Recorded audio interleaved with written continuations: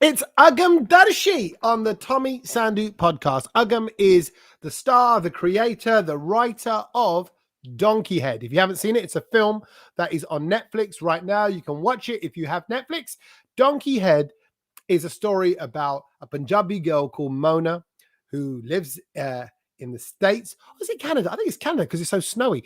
But it's her story and it's her world and it's her brothers and sisters. It's her dad who's not very well. I'm thinking about what I can tell you without giving too much away, but it really touches on the sensitive parts of our culture, of Punjabi culture, of Asian culture, of South Asian culture, and there's a lot to this film. So it was really important that I want to have a good, frank, open discussion about this edgy film that Agam has made. So this is Agam Darshi talking about Donkey Head on the Tommy Sandhu podcast. It's a good one. Enjoy. Hi, Agam. How you doing? I'm good. How are you? I love the fact you're a giggly little mess already. It's like I am. It's the morning here, so I am a bit of a mess, and yeah. And where is here? Where in the world are you right now? Are you in the bin? Are you back? Are you back where you belong? Where are you? I'm in LA. Oh, come on! Is that so? That's home. LA is home, right? Is that? Well, not really. I mean, we were in LA before COVID, and then COVID hit, and then we went back to Canada thinking that we were only going to be there for a few months while COVID blew over. And we all know how that worked out. And so we stayed in Canada for 2 years, and then we finally came back here a few weeks ago, and now we're here. So I guess this is home right now. COVID ended up blowing up, not blowing over. That's what it ended up doing. Yeah. Were you all right for it? Were you? And who is we? So you said we are in LA. My husband and my kids. I have twin boys. Yeah. Okay. Right. Yeah. So how many of you are there in the clan? There's four. Four of us. Yeah. Okay. And how old are the little ones? They're 5.5. Oh, twins. Yeah. All right. So they haven't got it? They didn't get. No, we've been like, knock on wood. I don't know how we've managed to sort of like zigzag when everyone else has been like, oh, I've got COVID. We've been like, I know what it is, just so you know. Oh, really? It's haldi. It's the haldi. You're right. Haldi has and the butter and the ghee in your blood. So COVID comes on. COVID looks at brown people and it goes, oh, there's no room for me to get in because there's just pure butter. There's pure mukkan in our veins. Yeah, that's exactly it. COVID, forget it. Let's go get the other guys. Well, I'm really glad to hear that. And are you settled? Does LA feel like home, or are you still talk about Canada like it's home? I mean, I've moved around all over. I was born in England. I moved all over Canada. So I feel like I don't know. I don't really know where home is. Home is where my family is. Right now, LA is home. So I'm going to stick here for a little bit. But I'm a Canadian girl. Like I am. I'm not really American, so there is that. How do your kids talk, though? Do they talk in American or do they talk in Canadian English? They talk in Canadian, but my one son does say tomato. I've taught him well because I was born in England, right? So there's like a few words that I still say, and it bugs my husband to no end because he's like, it's not tomato, it's tomato. Just teach him to talk properly. And I'm and my one son, he's like, this is a tomato. Yeah, but that must be kind of strange. Like midway through tennis, he's like, oh my God, like, why did I tell you? I don't want any more tomatoes. He's like, what? He's suddenly possessed by this little English. I'm picturing like Stewie from the Family Guy. Like, the tomato. That's cool. And twins. We have twins in the family. We've got twins in the family, and it's my wife's sister actually who had twins, and. Oh my God, it's hard. It's hard. Did you make it? Are they girls or boys? Your wife? They are two boys. And because obviously, I've got two boys, but they're 9 and 5, and the gap between them is because we were going, holy crap, do we really want another one? Because it's hard enough. So obviously, because people don't forget, if you've got a kid and you're feeding through the night and all that. Twins don't wake up together, drink milk in the middle of the night together, and go back together. Look at your eyes. They look tired at the thought of it. I'm so tired.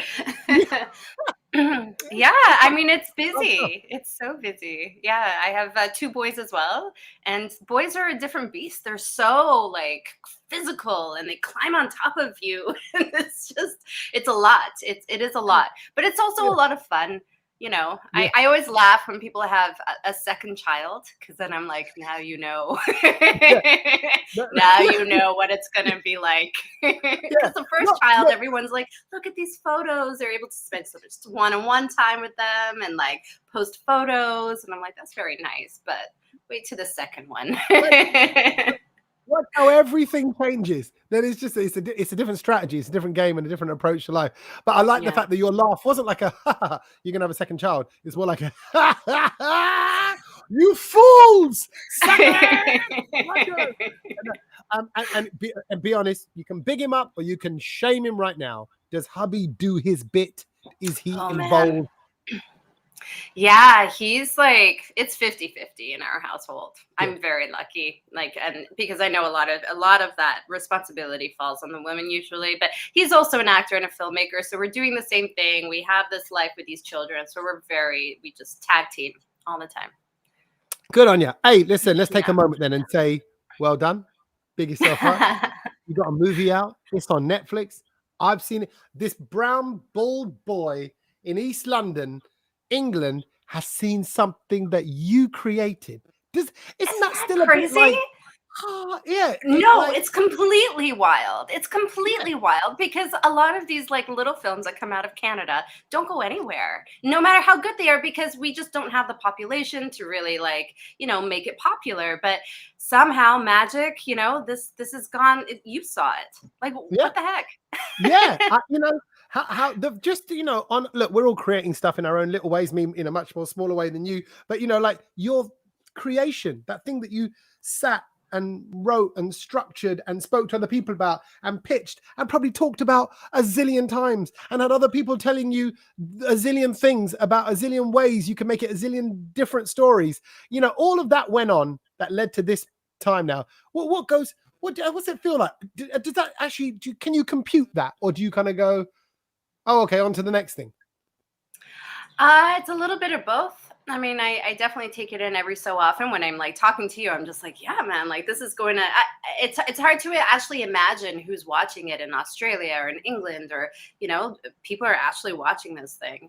But at the same time, there's definitely a part of me that's like, okay, I just need to like push it. I've lived with this for so long that I need to put it aside, and I need to just like focus on the next thing.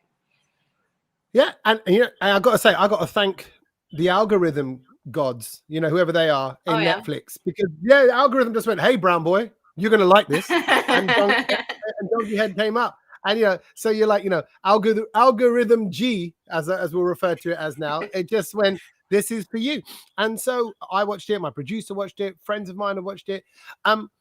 Well, firstly, I got to say, from the very opening, I got the Canadian vibe, and I think it's the music.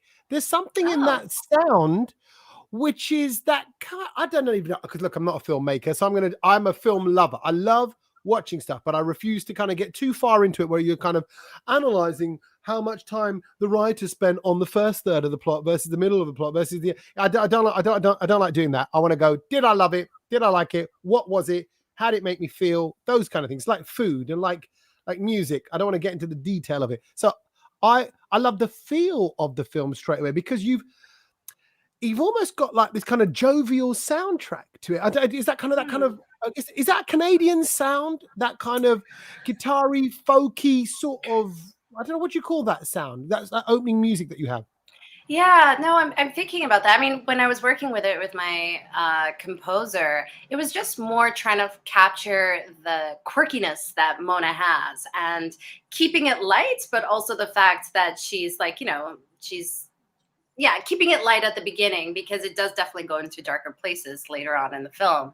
And so Right. it wasn't necessarily trying to keep it Canadian in any way. Maybe all the snow probably was like really what made it feel quite Canadian, because that's also something else, is that it's so hard to shoot in those environments, that people don't usually shoot in such snowy environments. Yeah. But we have a lot of it in the film. Yeah, it is. But I wonder how much that contributes to it all. Because, okay, I'm always a bit nervous about just saying how a film makes me feel, because it's just Tell my me. little brain that doesn't make me feel like anything. But maybe now you're saying with the cold, that kind of happy, slightly spring in your step music mixed with straight away she falls over. And, and again, I don't want to spoil it for people, but the things that really unfold and what Mona's up to, in her personal life versus her family pressures and all of that, there is almost this jarringness to it. There's uncomfortableness to it. But yet there's a happiness to it. And it's like, and I think look, I'm Punjabi, I'm from East London. That's my world. We came from nothing, the hood of East London, where you're playing on the street in hand-me-downs that are probably handed down through 6 generations. Like, Yeah. It was quite normal for your cousins to have their glasses all sellotaped together. Like, I'm talking broke ass East London immigrant Indian Punjabi family, but still very proud. Lots of happiness in the house. Patillas of meat and chicken being cooked and people coming and going, but yet alcoholic family members and domestic violence kind of openly around us. I'm gonna have to laugh because it's jarring. But you got that in the film. Donkey Head is slightly uncomfortable in places. Are you okay with me saying that? I don't want to upset. No, I mean, this is what as a filmmaker you live for, right? You're not living for the yes, you are living for the, oh, wasn't that perfect? But at the same time, you want honest feedback about it and opinions about it. And I love the fact that you think it's uncomfortable, because it is. I mean, it's uncomfortable for me watching it sometimes. There's moments where I'm just like, what are people going to think about this? Because Agam feel differently than Mona, and so there is kind of like a weird disconnect that I have with the film sometimes, where even I'm just like, oh, this is uncomfortable. What did you set out to do? Why did you want to do it? A lot of reasons. I mean, I've been acting for a really long time, and in a lot of TV and film in Hollywood, and a lot of the films that I love are family dramedies, but everybody's always white. And so I wanted to show a family that felt more close to me. I also felt like in some ways, a lot of the South Asian stories that were out there, when they did come out, didn't always reflect my experience. There was always a wedding.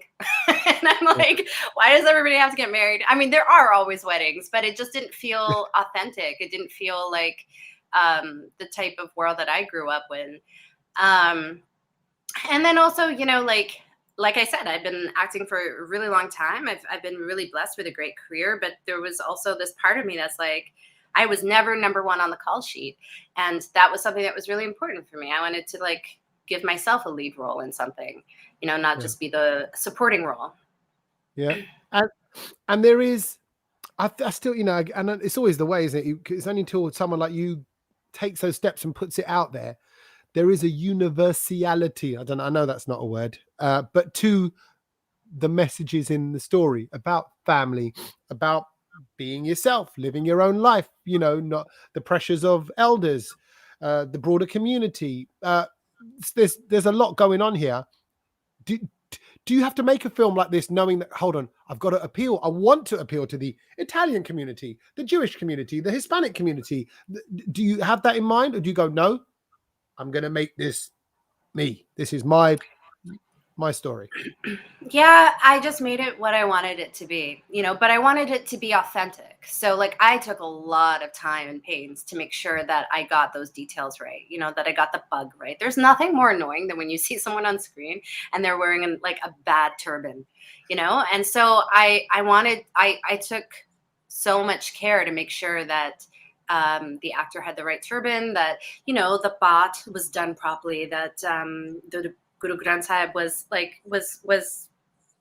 visually showcased in a way that was respectful, but also proper, So I suppose I did it for myself. And I tried to make it as specific as possible, because I think that the more specific you are, the more universal it is, and it's true. People have been responding to this film from all backgrounds, and they're like, oh, that's totally like my family.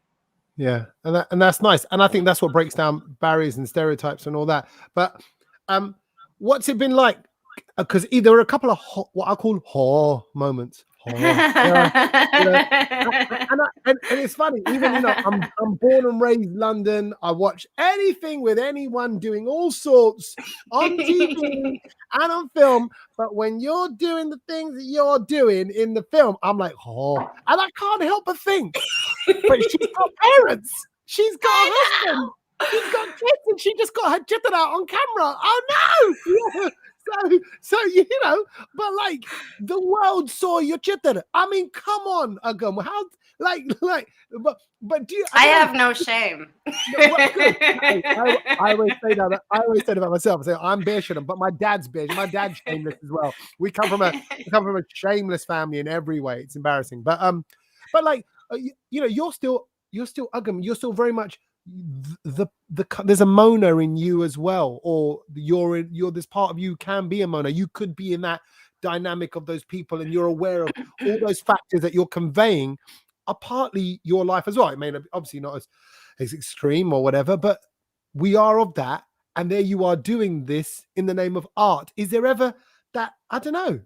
I always think about if I got cast in a kissing scene, I don't think my wife would let me. She goes, no, so how's that work? Yeah, I mean, listen, like I think the most truest thing is art. Like I really do. I think if you're gonna set out to make something, just go out and make it, And I had to, as a writer, I had to be true to who Mona was and what she would do in those moments. I wasn't trying to be scandalous. I wasn't trying to push those boundaries. I just felt as a writer, I'm like, she would do this, and who doesn't want to like moon the aunties sometimes? They're so annoying, or she would be in bed with a man. Like, we all have sex. We all know that stuff. So why do we have to feel like we're such sanitized people? I mean, I think that's unfortunately part of the disconnect in terms of how people view South Asians, how people view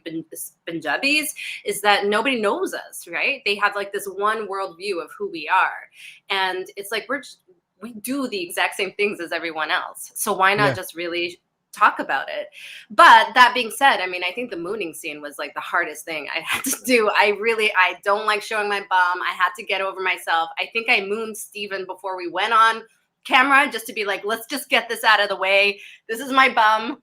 All right, we're good.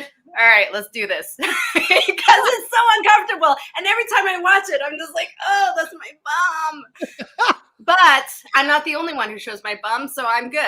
And that's the thing, right? Like there's two other people who do show their bum in this. They're men. They don't get those questions. I do, but they show their bum. I like the fact you're almost like a teenager that's been caught doing something wrong. Mum, it wasn't just me. You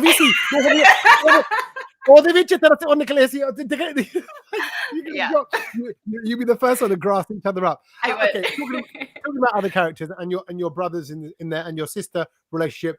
There's a lovely actually relationship going on there. And again, I don't want to spoil it for anyone who hasn't seen it, but I'm jumping around different things here, because when I say to the people you should watch it, and then you want to say why, and you don't want to spoil, you want to kind of go, because we're all kind of messed up, because I've got two sisters and there's stuff that goes on in all our lives. And, I think we should see this to almost take life's obstacles to an extreme, see how you're dealing with those things that are going on in your life with the dad, Mona's life with her dad, her brother, his personal situation, the relationship with the sister, which is clearly a love-hate one, which I see so often, particularly with brown girls. I don't know what it is with that. It's like, real, but I love you. Real, but I love you. And that's like, it's like you see that so much.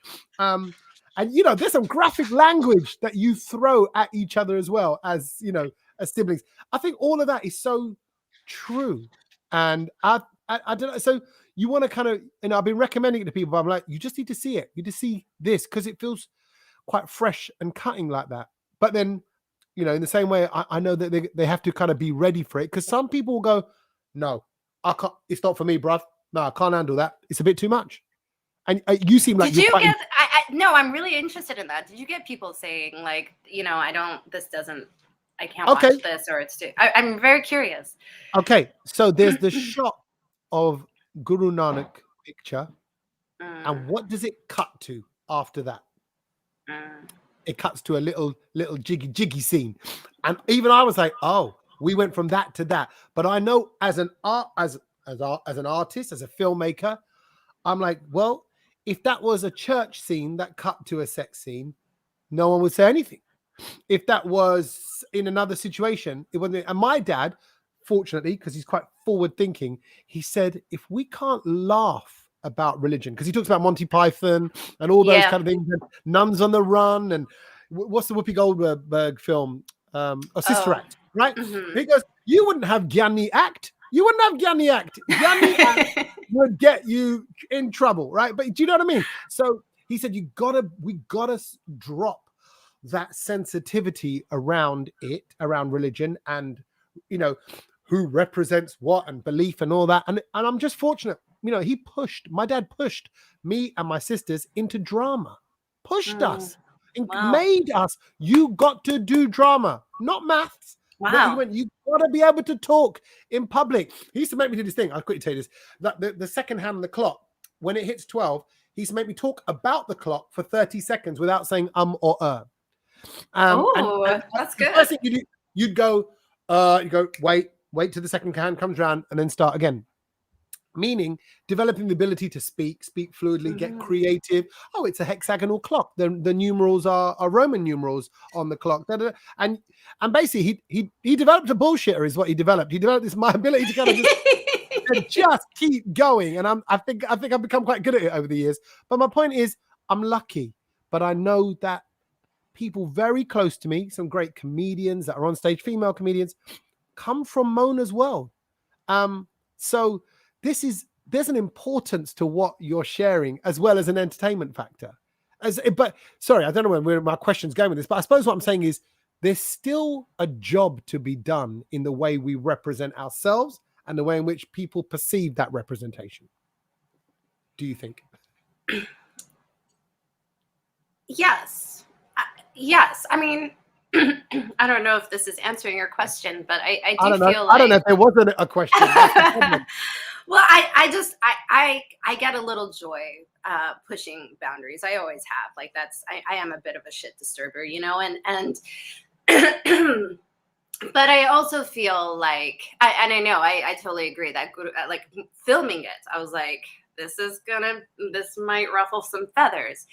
But I agree. I think just what I said before, which is like the reason why people don't know us, the reason why there's not enough stories about us on screen is because there's such a sanitized view of what a Sikh Punjabi person, especially a Sikh Punjabi man is, and especially a Sikh Punjabi woman. Like we live in these little constraints in real life, and so it's kind of fun to be able to just like blow that up and be like, but we are all these things. And the thing is that we have these pictures and these pictures of gurus and stuff all over our house. But how many people lie in their house? How many people steal? How many people do awful things, domestic violence, in front of a picture of like a guru, right?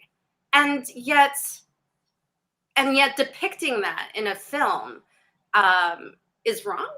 Like, that's interesting to me. Not only interesting, does it not? It worries me that in this day and age. So I want to have this conversation. I hope you're all right with this, by the way. And please, again, I'm an open book. But because it worries me, I think, God, really? Like, does this go on even now? If you saw the way my house is, and I do not run my house. I am not the alpha in my house. I have to run most decisions past my wife, but I'd rather it be that way. Partly because because I grew up with two sisters, so maybe that's what's different. But when I hear about the way in which, I'm going to say, even particularly Punjabi men are, because there is an ego, there is this bravado, there is this front, there is this need to be the man, which is also really dangerous for men, by the way, because of all the suicide rates and all the kind of stuff that goes on in men and the pressures on them. And I think that's also why they drink so much. I gave up drink 2 years ago because I saw the problem it caused in my family. And I love it. I love alcohol. I love shots and I miss it. But I'm like, got to break this cycle because it's not working.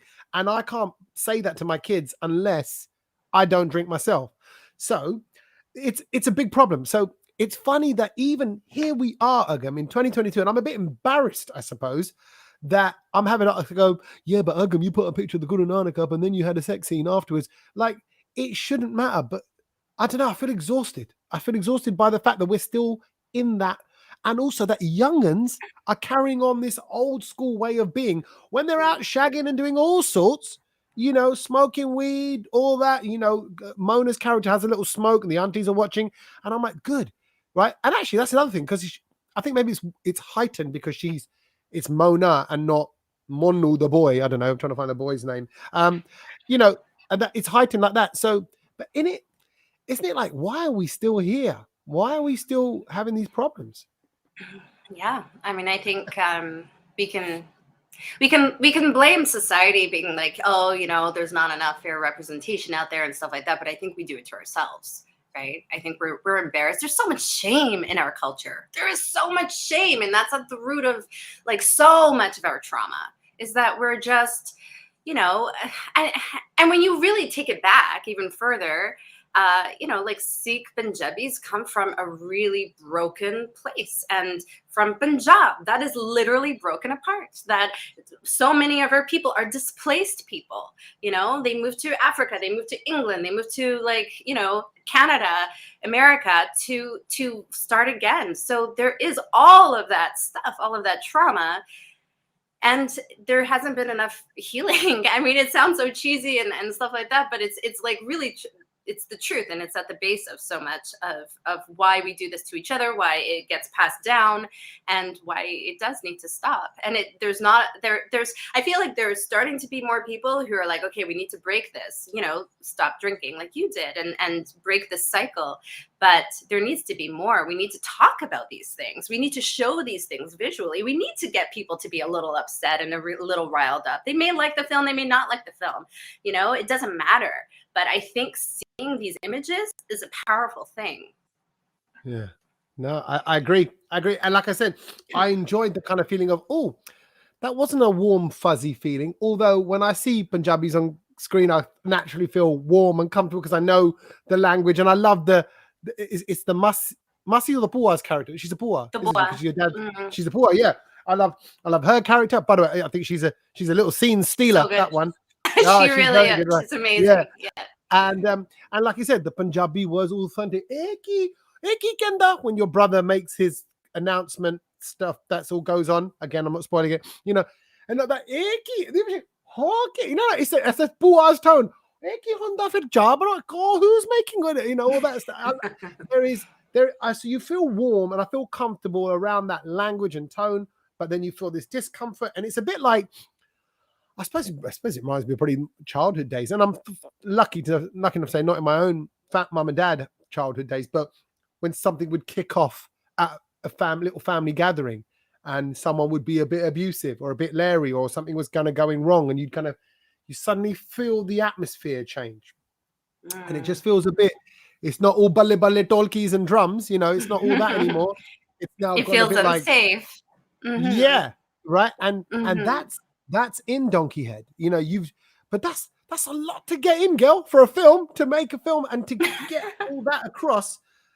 And you know, you're still early days in your career. You know, that's a lot of work, wasn't it? I mean, yes, it's a lot to do. Yeah, I mean, I don't know how that happened. I'll be honest. I think honestly, like, as an artist, all you can do is just be honest. You can just be truthful. And so I wrote something that felt really truthful. And then when it came down to and time to do production, I chose actors that were the most grounded and honest and truthful. And I think we just all understood this world. And even though we came from different backgrounds, you know, and yeah, and then that's what came of it. No, well done. Well done, you. So what happens now in the kind of industry world? Is there, you know, has it resonated in the right way for you personally, career-wise and work-wise?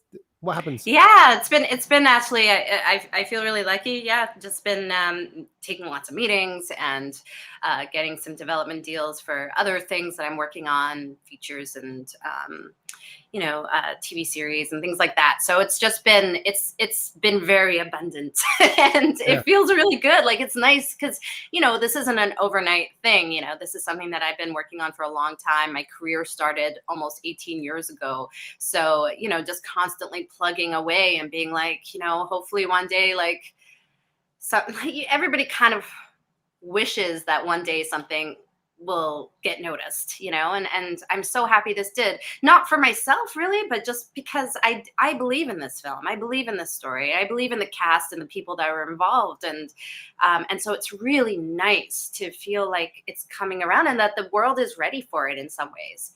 Yeah.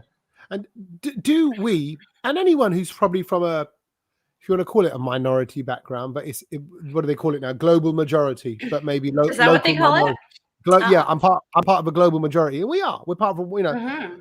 over 1 billion people and all that. But I'm going to call you a minority because of where we are, particularly in the industry that you're in. You're definitely a minority. A Mm-hmm. minor number. That doesn't mean you can't make major noise. But anyway, that's do we still need to write our own scripts to get these things on screen? It's not going to happen any other way. I know it probably feels quite obvious, but nobody else is going to write Donkey Head. No, I mean, I say nobody white or black can write Donkey Head. Can they? No, I mean, I think we're still there. We're still like, we have to work twice as hard and put out our own work and do everything we can to sort of push that engine along because if we don't, we're still just where we were 5 years ago, which is like, why don't you be the supporting character to help push this white narrative? And we need to change that. We need to be able to flick on the TV and be able to see all colors and their voices and their stories and them in those lead roles. That's kind of the wish, right? And Yeah. we're not there. Like we're still, it's still on us, and it's still on us. And so we have to have more support for each other. We have to have more funding for each other. We have to this really is like a movement, and it does come down to the community, I think. Yeah, you're right. So, okay. So we got things to look forward to this year with Agam in them, on them, behind them.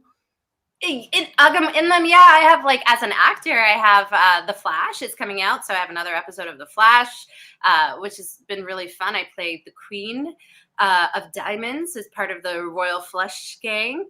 And then I have another film coming out called Wifelike, which was really fun, with one of your guys, Jonathan Rhys-Meyers. He's from England, right? Yeah.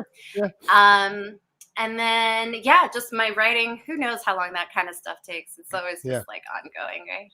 Okay, so you call it one of my guys with English guys, but you were here. When were you in England? When I was little, right? When I was like 3 when we left. So I consider myself British. Like, the thing is, I want to consider myself British, but I don't know if you guys would accept me because I'm not quite British enough. Like, I'm not really, I think you guys are so cool, honestly. Like, just like the accent and like the swagger and like there's a friendliness. Like, it's just like, it's so great. Every British person I know is like that. And but I don't think I really fit They're into not. it. They're not, but I love it. Listen, you just delivered us a harsh reality film about, the gritty side of life. I don't want to ruin that image of Great Britain for you. So I'm going to leave that there. I'm going to go, yes, that's right. We're all here having mince pies and cups of tea and cucumber sandwiches and being jolly with each other. Any desire to come over here, make something over here, do something over here? I would, in a heartbeat. Yeah, I still have my passport. I could probably get a job there, right?